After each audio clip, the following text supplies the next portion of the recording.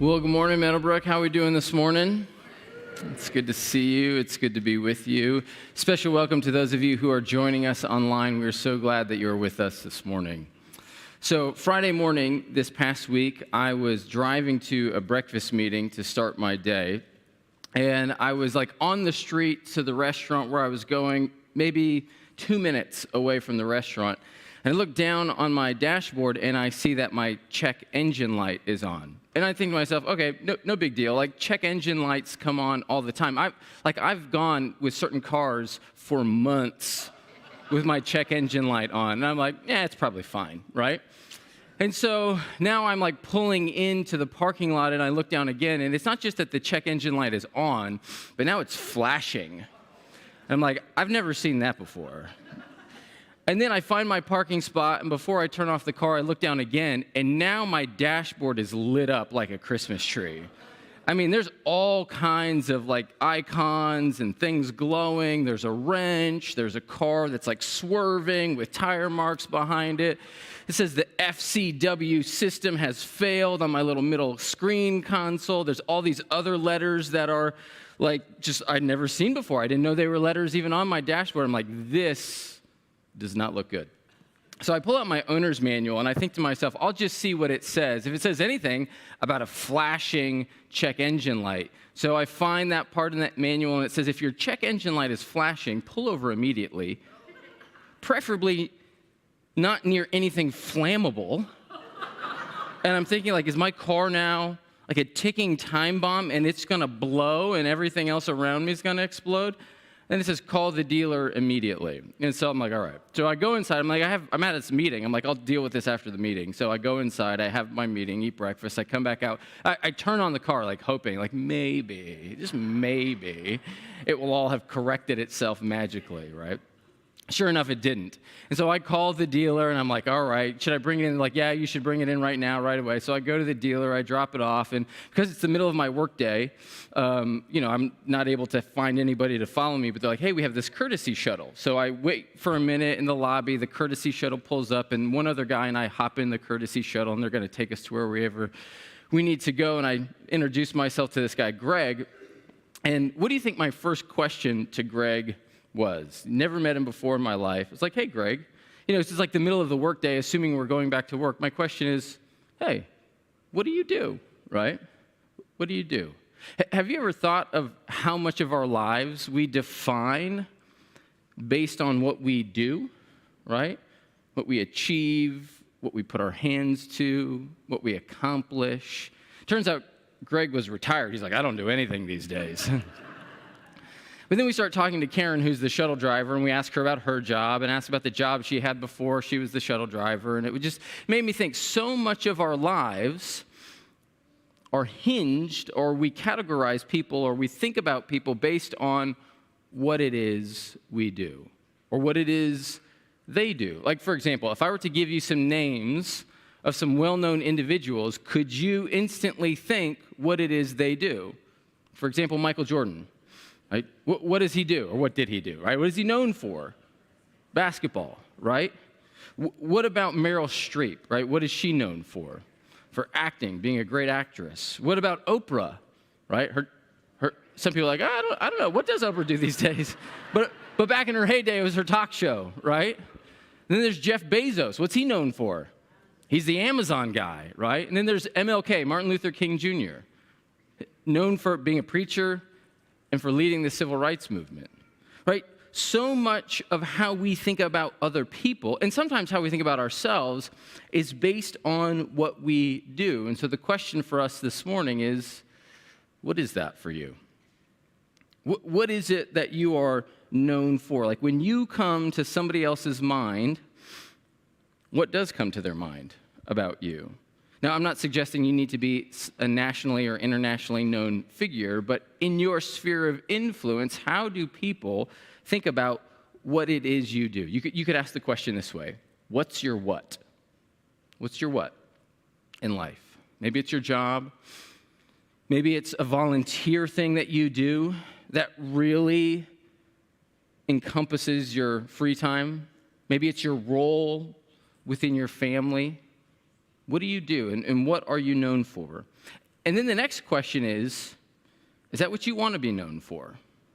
Like when you think about getting to the end of your life and the legacy that you will leave, is that what you want to be known for? The thing that most likely people categorize with you and connect with you, is that what you want to be known for?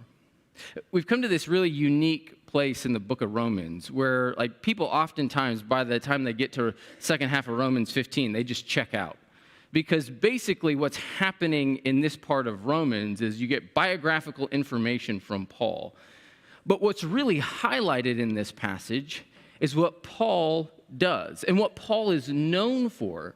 Like we learn what Paul's what is clearly and explicitly in this passage. And not just this passage, but the passage that came before it. Paul's what really shines through. But what's interesting is by the time you get to the end of this passage, it's not just Paul's what that's highlighted, but there's something else that's highlighted that's maybe even more important than his what, or at least equally important to his what. And the question is for us, regardless of what your what is, the question is, do you have this other thing in your life? Is it present in your life? This is how our passage begins. This is Romans 15, starting in verse 23. Paul writes, "But now there is no more place for me to work in these regions. And since I have been longing for many years to visit you, I plan to do so when I go to Spain. I hope to see you while passing through and to have you assist me on my journey there, after I have enjoyed your company for a while. Now, however, I'm on my way to Jerusalem in service of the Lord's people there." Now, the what in Paul's life is that Paul is a traveling preacher. Like all throughout his ministry, he's going to new cities, he's preaching the gospel, he's starting churches, he's staying there, and then he's moving on. And what you notice when you look at the wider work of Paul is that Paul specifically had a plan. He had a strategic plan for how he was going to accomplish his what in life. And his strategic plan was to plant the gospel and to start new churches in major cities all throughout the Roman Empire. Like take this map, for example. This is a map of the area of the Roman Empire where Paul spent most of his time. At this point in history, the Roman Empire spans from Jerusalem, basically, in the east to Spain in the west. And this is the part of the Mediterranean where Paul spent most of his time. And there's 5 cities that are significant cities in the Roman Empire that Paul spent significant time in. There's Ephesus, there's Philippi, Thessalonica, there's Athens, there's Corinth. And if you read historical writings on these cities, everybody will say they're major cities for this region of the Roman Empire, either because there was military presence there was trade commerce there's people going in and out of those cities, lots of things happening, religious cults in those cities, ancient wonders of the world in those cities, big things happening in these cities. And so if the Roman Empire spans from Jerusalem to Spain, and Paul is trying to get to Spain, what we see in Paul's strategic plan is that he's trying to plant the gospel in major cities in the Roman Empire because he knows he can't get to every city. But if he plants the gospel in major cities where people could be coming and going, the gospel naturally and organically will move out from there and start to impact and affect the other cities in those regions. So he's strategic where he goes to plant the gospel so that it will saturate the entire Roman Empire. That's his goal. That's why he wants to get to Spain. So he could say, I have planted the gospel. I have followed my calling. I have been diligent in doing what God has called me to do and moving the gospel from the one end, the west end, or the east end, all the way to the west end of the Roman Empire. That's Paul's what? Paul knows that for sure and dedicates his life to it. Now, it's thought that Paul wrote the book of Romans on his 3rd missionary trip in Corinth. Again, if you look at this map, it's the star, the red star to the left of the map. That's where Corinth is. And he's writing this letter to the Romans from there. And he says he wants to go to Spain. He wants to go west to Spain. But instead, where does he say he's going first? He's going to Jerusalem. Now, if you look on the map, right, that's like opposite directions. I want to go to Spain, but I'm just going to take a little detour through Jerusalem, right? So why does he do that? That's what he writes next in verse 26. For Macedonia and Achaia, which are names of two countries around Corinth, they were pleased to make a contribution for the poor among the Lord's people in Jerusalem. If you read a lot of Paul's writing, you'll notice there's this subtle storyline of this collection that he's taking as he's traveling. You see him reference it in Corinthians. You see him reference it in Philippians. You find it referenced in the book of Acts. It's a subtle storyline that he's gathering a collection for the Lord's people as he travels through the Roman Empire. In verse 27, it says, they were pleased to do it. These countries were pleased to give to this collection. And indeed, they owe it to them. For if the Gentiles have shared in the Jews' spiritual blessing, they owe it to the Jews to share with them their material blessings. So, after I have accomplished this task, once I've delivered this money, he says, and have made sure that they have received this contribution, I will go to Spain and visit you on the way. I know that when I come to you, I will come in the full measure of the blessing of Christ. So when you look at Paul's life, Paul's what? Is that he dedicates his life to the church.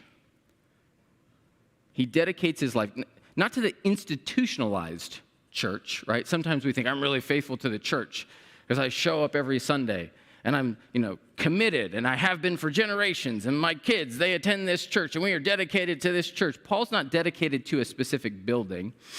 He's not even dedicated to a specific group of people as a local church. He's dedicating his life to the church as defined as a movement of God that hinges on the life transformation message of the gospel. He's dedicating his life to the spread of the gospel to every square inch of the earth because he knows that it's the gospel that has the power to change people's lives. What's interesting about this passage, when you get to this part of 15, if you were to go back to the very beginning, it's like Paul doesn't miss a beat, right? There's this scope of the book of Romans where back at the beginning of chapter 1 verse 8, he talks about his desire to go to Rome. He says, I desire to be with you. I desire to give the message of the gospel to you. I desire to preach it to you specifically so that I can reap a spiritual harvest amongst you. He's desiring to preach the gospel in Rome. And then you go through the rest of the book, right? From the rest of chapter 1 all the way through chapter 15, he's talking about theology and he's talking about application. But then you come to this part in chapter 15, and again, it's like he picks up right where he left off at the beginning of chapter 1, and he names his desire to bring the gospel to Rome. Why? Because the theme first of Romans is, I'm not ashamed of the gospel, because it is the power of God that brings salvation for everybody who believes. Paul's what is that he dedicates his life to the spread of the gospel because he believes and he knows and he has witnessed firsthand that it changes people's life. And so the question for us this morning is, what's your what? And is your what hinging on the gospel? I'm not talking about what's your what in terms of what's your 9-to-5 job. I'm not talking about what's your what in terms of how you use your free time. I'm talking about what's the core conviction belief that you have that is the most important thing in the world. Is it making money? Is it being successful? Is it buying that second vacation home? What is it? Or is it, hey, there is power and there are people in this world who need the spiritual power that comes from the gospel.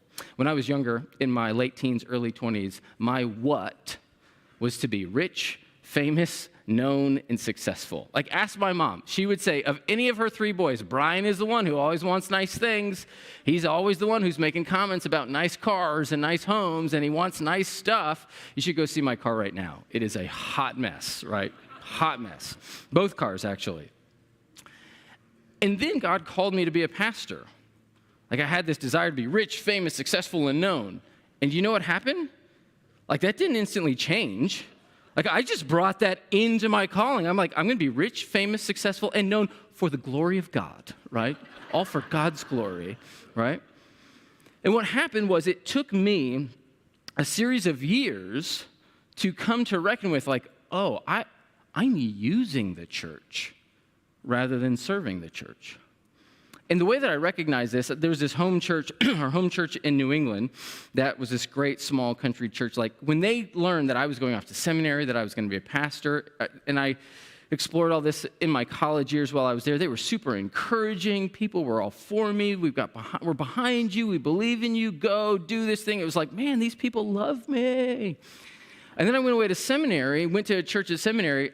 Nobody knew me. Like, they could care less who I am. They're like, oh, yeah, you're a seminary student? There's a bunch of seminary students around here, right? Like, just one of the many. And then I went back to my home church for Thanksgiving and Christmas that first year, and everybody's like, how's it going? We're so glad to see you. You're changing the world.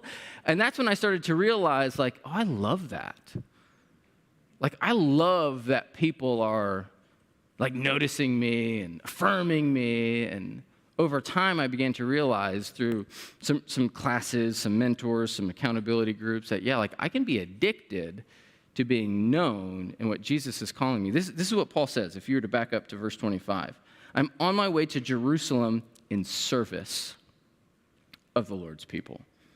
Like, Paul's what is the spread of the gospel, but it's founded on this idea of he's serving people. It's not about him. It's about what God has called him to do for the sake of God's glory, regardless of whether or not he's known, successful, rich, famous, which Paul might have been known. Maybe you could say he was successful, but it cost him literally everything. And so what about you? What's your what? How important is that to you? My what when I was younger was all about me. For Paul, his what is about the gospel, the mission of God, and serving others. And he was intentional with how he stewarded his calling. And so Paul knows that he needs a plan to accomplish his what, but Paul also in this passage not only needs a plan, but he asks for prayer. This is what he says in verse 30. I urge you, brothers and sisters, by the Lord Jesus Christ and by the love of the Spirit, to join me in my struggle, right? He defines his ministry in terms of struggle. It's not people rolling out the red carpet for Paul. It's hard work. He's grinding it out. Join me in my struggle by praying to God for me. Not only does Paul have a plan, Paul also asks for prayer. And specifically, he asks for prayer for three things in this passage. Verse 31, pray that I might be kept safe from the unbelievers in Judea. Now, we're not totally sure what's waiting for him in Judea, but he knows that he faces adversity and challenge and persecution wherever he goes. Paul basically is praying for safety, because doing things for the sake of the gospel and the kingdom can feel risky. Right, maybe God has put somebody on your heart. Maybe there's somebody on your heart who you think, I should reach out to them. I should share the gospel with them. And you think to yourself, I don't know. Like, that could be risky. I might lose some of my reputation. They might think I'm weird. They might think I'm a religious cuckoo nut, right? It can feel risky when we feel like we have to put our lives on the line for the sake of the gospel. And we're not even talking about what Paul dealt with in the first century, right? Our God is a God who calls.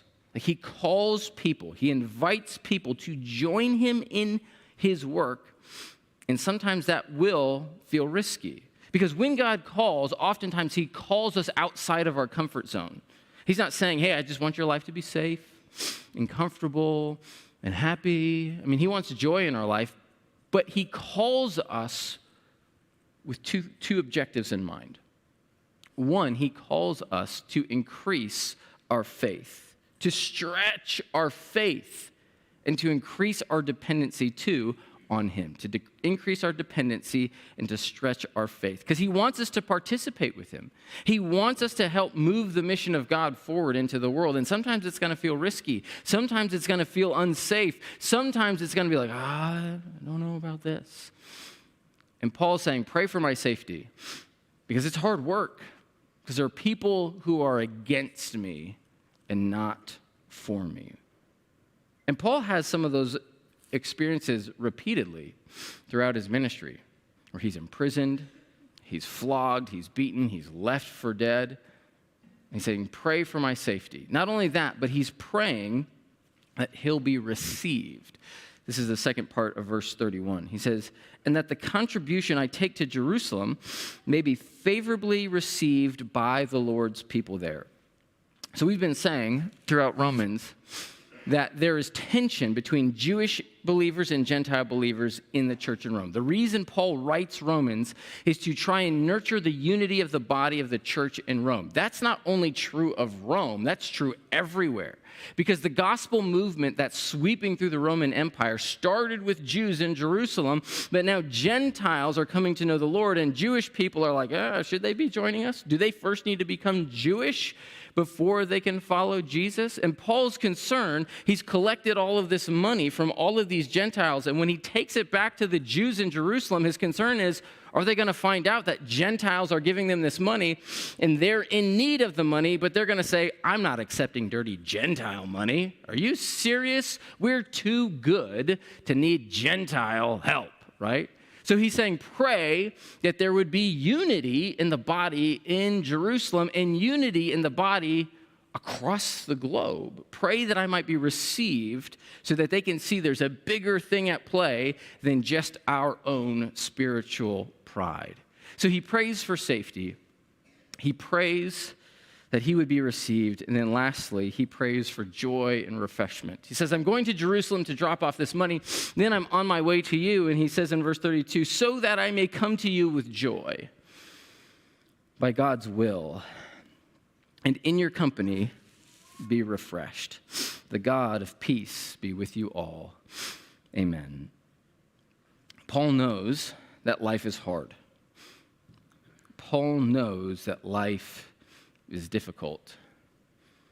And Paul knows that we need to be praying for joy and refreshment, because he knows that even in the challenges of life, even in the hardships of life, there's joy to be had. And there's all sorts of things in life that will steal and challenge our joy. And again, you go to 2 Corinthians 11. Paul will list out all of the hardships. I mean, it's probably 7-8 verses of just boom, boom, boom, all of these things that were challenging for him throughout his ministry. But he also knows. That's why he says in Romans 5, we rejoice in our sufferings, because we know suffering produces perseverance. Perseverance, character, and character, hope. So go back to Friday. I take my car to the dealership. I get my shuttle ride home with Greg and Karen, start working at home, and about an hour later, the guy from Honda calls and says, hey, Mr. Marvel, we know what's wrong with your car. Now, before he called, I had a number in my mind, meaning if it's under this number, I'll be okay. And he said right away, here's what's wrong with your car. And I was like, it's going to be higher than that number. It is going to be higher than that number. It definitely was higher than that number. And then he goes on to say, so then, like, as any good mechanic would, oh, and by the way, we've noticed that there's this that's wrong. And we've noticed that you could probably use this. And since we're taking your engine apart already, you have this thing over here that might as well, So the final total that he gave me was double the number I had in my head. And I was like, oh my gosh, you got to be kidding me. After we just replaced our fridge 2 weeks ago because it died, right? Now, I don't know about you, but I have this thing in my life where if I can control my life, I feel really good about life, right? I don't know if that's true for you as well, but it's true for me. One of the ways that I find that I like to control my life, not my wife. Sorry.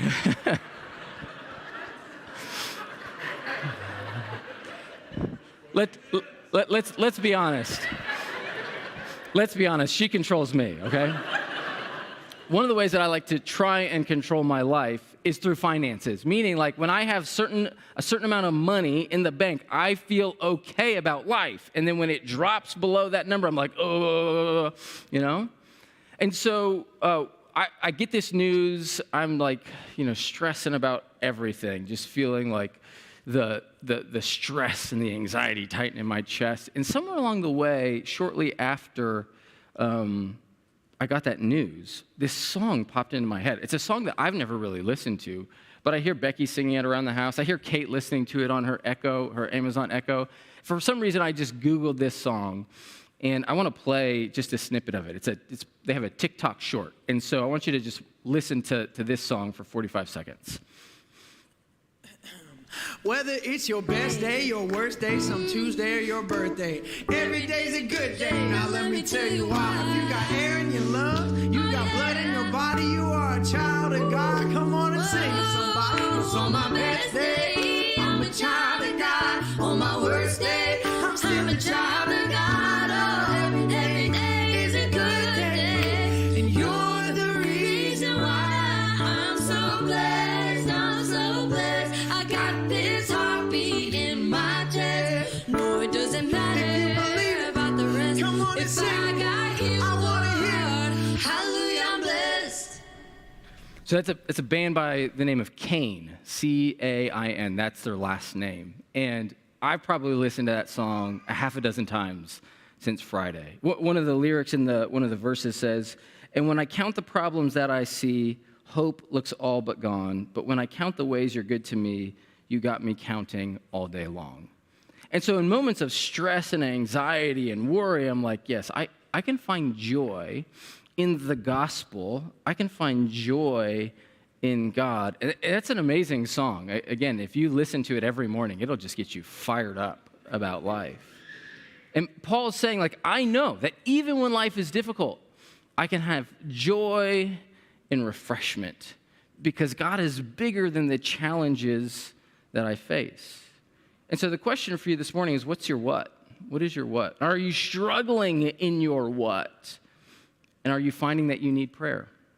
That you need prayer for joy and refreshment. Every Sunday after church, we have people up front who'd be willing and happy to pray for you. They will be here this morning praying for you. If there's anything in your life that's causing you concern, anxiety, worry, or stress, they'll be happy to pray for you. See, because Paul knows that he needs a plan. Paul has a plan. He also knows that he has to ask for prayer. And what's highlighted when he asks for prayer is that Paul also knows that he needs people. Right? He's inviting people to pray for him because he knows he needs their prayer. He says, I will be refreshed, I know, by you. He's trusting that the presence of these people in Rome will refresh him once he gets there. Now, if there was any part of Romans that somebody was going to skip, it is the first part of chapter 16. Because the first half of chapter 16 is roll call. I mean, it's Paul just saying, hey, greet this person for me, say hi to that person for me. It's just Paul's standard greetings in many of his letters. And I think it's the longest in all his letters. I'm not going to read it for you because it's just a list of names. But I want to give you just 3 observations about this list of names. And you can see them all there. Those are all the names. Almost 30 names in this list in the first half of 16. Now, scholars say, and we've said this before, that the church in Rome at this time was probably, they estimate, around 100 people. I mean, that's probably half the size of what's here in this room today. And Paul is saying hello to almost a third of them, which goes to show that all of these people, when you look at what they do, are significant in the gospel movement through the church in Rome, which highlights that ministry isn't a professional sport. Ministry isn't just for the professionals, but God has designed the church, and he's empowered the church, and he's gifted the people of the church to use their gifts to forward the mission of God, because it's not just about professionals. It's about everybody engaging and using their gifts. And you're seeing that in Rome. Almost a third of the church is being greeted. And many of them are using their homes, leveraging their talents, risking their life. It says that some people have been imprisoned for the sake of the gospel. People are risking their lives alongside Paul. Ministry is not just reserved for the professionals. The other thing you see on this list is that the gospel movement that Paul is starting uses both men and women in significant ways. Men and women are both needed.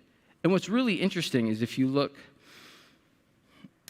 at verse 1, the person who leads this list is a woman named Phoebe. It's thought that Phoebe is the letter carrier. She's the one who Paul gives the letter to and says, take this to Rome. And it's thought that she could be the one who have read and even explained the letter to the church in Rome, because she would have been with Paul while he's writing the list, or writing the letter. And then you see in verse 3, he talks about Priscilla and Aquila, a married couple, who you find in other parts of the New Testament, training up younger people in the faith. And it says that they risked their lives for me. So you don't know what that means or what they did. And then you go down to verse 7, greet Andronicus and Junia, my fellow Jews, who have been in prison with me. Now, we don't know if they're a married couple or not, but it says that they were outstanding among the apostles. It could be that they were apostles, or it could be that the apostles really approved of who they were. And so you have this mix of men and women both serving alongside each other in significant ways in the church in Rome. And then lastly, you see people doing what Paul did, meaning Paul put his life on the line. Paul risked everything for his what? And so did these people. It says they put their life on the line. They were in prison for the sake of the gospel. They were doing what Paul did. And so one of the things that we need to have true about Meadowbrook Church is that it's not just about the staff, it's not just about me, it's not just about our elders and deacons, but it's empowering the church to be the church, to use your gifts, to do the things that God has called you to do, to influence the community around us. See, here's what Paul, I think, is partially getting at. Here's what I think we learn from this passage, is that for Paul, he knew that your who is just as important as your what. Because the people you do things with will have your back when it gets hard. They will support you when you're discouraged. They will pick you up when you are down. So not only do we have to ask the question, what's your what? But who's your who? Who's your who in the midst of what God has called you to do? October was Pastor Appreciation Month. And I don't make a whole lot of Pastor Appreciation Month because it feels kind of self-serving. But this year, a kind individual said, hey, we should encourage Bryan. And over the course of this last month, many of you have said many kind words and written many kind notes. And I've tried to say thank you to all of you, but there were so many I couldn't keep up. But I also thought it was important for me to note that while it's great to receive appreciation, it's not just me who does the work of this ministry. Like, we need to equally communicate appreciation to the staff, because they are equally doing hard work in moving the mission and ministry of this church forward. So like right now, Craig has 30, 40 middle school and high school students down at Phantom Bible Ranch for a youth retreat, a fall retreat, and he's leading them well. I mean, my daughter is one of them, and she just raves about how great Craig is. I think of Jackie and what she's doing downstairs and creating a safe, welcoming, and creative environment for our kids to be nurtured in the faith. And my kids just love, again, I have 2 kids in that ministry, just love Miss Jackie and all that she's doing. I think about Veronica, who helps keep my schedule, and Megan, who helps keep our database. Without those things, like, it would just be chaos around here, right? And then Heather, who does our communication, and Chris, who's taking all sorts of like logistics off my plate. There was this fall, there was an event that was happening at church, and I'm like leaving one day, and there's these people coming in. I'm like, what's going on? He's like, there's an event here. I'm like, I didn't know about this. And he's like, good, you shouldn't. You don't need to know about this, right? He's taking things off my plate so I don't have to worry about things. And our church is poised to step into 2023 and just do great things for the community, to move the gospel forward, to impact our community, and to do it together. And so the question is, what's your what? And do you want your what to be a part of what we're doing here? And who's your who? Because you can't get through life alone. You need people with you. So what's your what? And who's your who? Oh, what about Nate? Yeah. Thanks. Don't tell him I forgot him, okay? Yeah, Nate's great. There he is. Thanks, Nate. I knew I was gonna leave somebody out. But your what and your who make up the majority of your life. So what's your what and who's your who? Now, as we wind down today, we're going to go before the Lord's table. And I think the communion meal beautifully captures both the what and the who.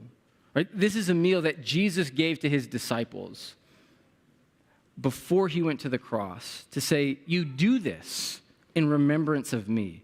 Because what this meal does is it captures the sacrifice of Jesus. That Jesus laid down his life, right? Jesus wasn't interested in fame, success, wealth, and being known. He was interested in redemption. His what was redeeming the world, and that becomes our what. And it happens through a sacrificial giving of your life. And so for those of us who call themselves followers of Jesus, this is a meal for us to remember. This is our what. This is what we are all about. The gospel, the sacrifice of Jesus, embodying his love for the world. And the way that we do communion here is we invite you forward to receive the elements. And it's one of my favorite things, just to sit here and watch all these people come up, because this is your who. If you're a part of Meadowbrook Church, whether you like it or not, we are your who, right? And so in this meal, we have a reminder of the what and the who. And what we're about with these people is sharing God's love for the world. And this meal also stands as an invitation to join the family of God. Not so much Meadowbrook Church specifically, although we would love for you to join our church, but to enter into the family of God through placing your faith, your confidence, and your trust in Jesus. That he has dealt with your sin, that he has taken care of your guilt and shame, that he's bringing you into a new, transformed life, and someday he's going to return and make all things new. And we are part of people who live into that mission in the here and now. So in just a moment, our ushers are going to come forward. They're going to dismiss you row by row. There's 4 communion stations up here. They're all the same. You'll find 2 cups stacked on top of each other. You're going to want to take both cups, because in the bottom cup is a piece of bread, and in the top cup is the juice. And we have prepackaged elements if that's more comfortable for you. But we're going to invite you to come up, grab a stack of cups, and then return to your seat through the side aisle. If anybody here is in need of assistance, you can just raise your hand, and the ushers or somebody near you can grab some elements for you. And we'd be happy to make sure we can bring it to you if it's too much to come up forward. And then when you get back to your seat, just hang on to it. I'll come up and I'll lead us in taking it together. So I'm going to pray, and then the ushers will dismiss you row by row. Lord, we thank you so much for this opportunity to remember your sacrifice, to remember who you are, to remember what you have done for us. And as we go before the Lord's table this morning, Lord, I pray that we would be aware of who we're doing this with, that this is our church family, that these are the people in our lives who you have placed us with to reach this community in the world for the sake of your love. We pray this in your name. Amen.